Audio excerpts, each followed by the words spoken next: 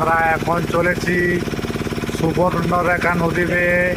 মোহনা থেকে আমরা ফিরছি তালসারি বিচের উদ্দেশ্যে। সূর্য অস্ত যাচ্ছে পশ্চিমে। আমরা পূর্ব দিক থেকে মোহনা থেকে ফিরছি তালসারির উদ্দেশ্যে।